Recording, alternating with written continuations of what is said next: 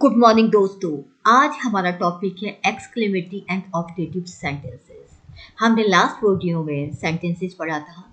Interrogative sentence कैसे होते हैं, एक्सक्लेमेटरी इंपेरेटिव कैसे हो, सेंटेंस कौन से होते हैं, असर्टिव से, ये सभी हमने पहले वाली वीडियो में पढ़े हैं। इस वीडियो में जानेंगे एक्सक्लेमेटरी और ऑप्टेटिव सेंटेंस के बारे में। तो चलिए दोस्तों जानते हैं सबसे पहले एक्सक्लेमेटरी सेंटेंस कौन से होते हैं। तो देखिए, जो एक्सक्लेमेटरी सेंटेंस होते हैं ये एक प्रकार का एक सडन स्ट्रॉन्ग फीलिंग्स को प्रेजेंट करते, रिवील करते, प्रकट करते हैं। जैसे कि हैप्पीनेस की फीलिंग्स हो सकती है, सैडनेस की हो सकती है, एक्साइटमेंट की हो सकती है, डर की हो सकती है।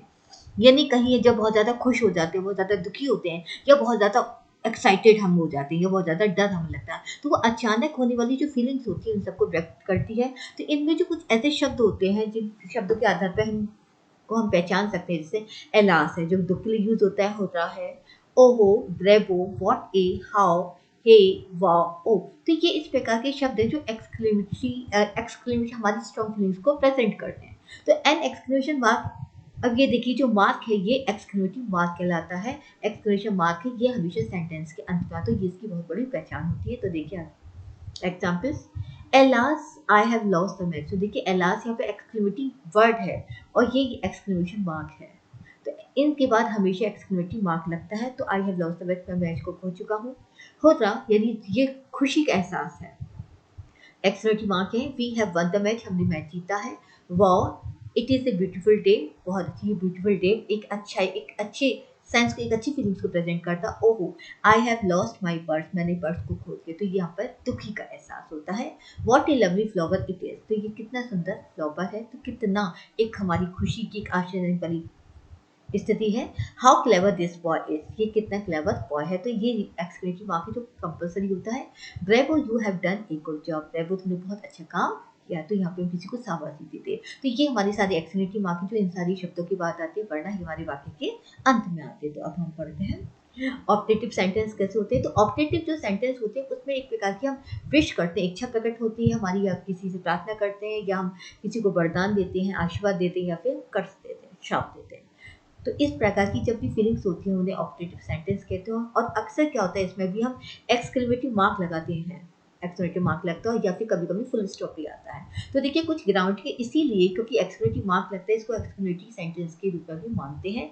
तो ज़्यादातर देखिए एक्सक्लेमेटरी जो सेंटेंस होते हैं वो लॉन्ग, मे, विश या वुड ऐसे ही शब्दों के साथ शुरू होते हैं और इनके अंत में एक्सक्लेमेटरी मार्क लगाया जाता है। फॉर एग्जाम्पल देखिए, wish U A happy birthday, यानी विश यू हैप्पी बर्थडे, जब हम किसी व्यक्ति को बर्थडे विश करते हैं, कहते हैं ना कि आपका जन्मदिन की हार्दिक शुभकामनाएं। तो ये क्या है, विश। हाँ, यहाँ पे एक व्यक्ति अपनी विश को प्रकट करता है।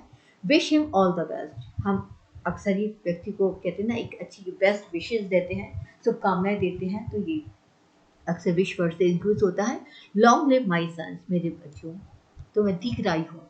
तो हम क्या कहते हैं यहाँ पे प्रे करते हैं, एक प्रकार का वरदान भी उनको देते हैं। वे his soul rest in peace, भगवान करे उसकी आत्मा को शांति मिले। तो ये प्रेयर है हमारी भगवान से। मे your wishes all come true, भगवान करे तुम्हारी सारी इच्छाएं पूरी हो, वो भी एक वरदान है। Would that I were your friend, काश कि मैं तुम्हारे दोस्त की तरह होती। ये एक इच्छा प्रकट होती है यहाँ पर। May God bless you with his son, भगवान तुम्हें एक बेटा दे। तो ये क्या है, एक ब्लेसिंग से हम वरदान दे रहे हैं किसी को। Would that I were a scientist, काश कि मैं एक वैज्ञानिक होता। तो यहाँ पे देखिए कि काश, तो बुक डैट भी एक हमारी इच्छा को प्रकट करने का एक साधन है। तो यानी इस प्रकार से बुक लगता है, मे लगता है, लॉन्ग लगता है, विश लगता है, इन शब्दों से भी हमारे ऑब्जेक्टिव वाक्य शुरू होते हैं। I wish I were strong enough to chase them away, मेरी इच्छा है कि काश मैं इतना स्ट्रॉन्ग होता कि मैं उनका पीछा कर सकता दूर तक। तो ये भी एक इच्छा प्रकट होती है। May you succeed in the examination, भगवान करे तुम एग्जाम में सफलता हासिल करो, तो वरदान है। Would that he were rich, काश कि वो अमीर होता। तो इस प्रकार से जब भी हम कभी इच्छा प्रकट करते हैं, किसी को वरदान देते हैं, किसी को कर्ज देते हैं, किसी की प्रति प्रेयर करते हैं, तो इस प्रकार के वाक्य हमेशा ऑब्जेक्टिव सेंटेंस में आते हैं और इनमें फुल स्टॉप भी आ जाता है, इसमें एक्सक्लेमेटरी मार्क भी आ जाता है। तो इस प्रकार से कुछ ग्रामेटिकल इनको एक्सक्लेमेटरी में भी मानते हैं, लेकिन ऑब्जेक्टिव सेंटेंस में ब्लेसिंग्स की बात करते हैं और उसमें हम केवल एक सडन फीलिंग्स का एहसास होता है। तो उम्मीद करती हूँ शायद आपको ये वीडियो पसंद आ गया होगा और शायद आपको ये टॉपिक भी क्लियर होगा। अगर आ गया होगा तो प्लीज़ लाइक और सब्सक्राइब करना ना भूलें।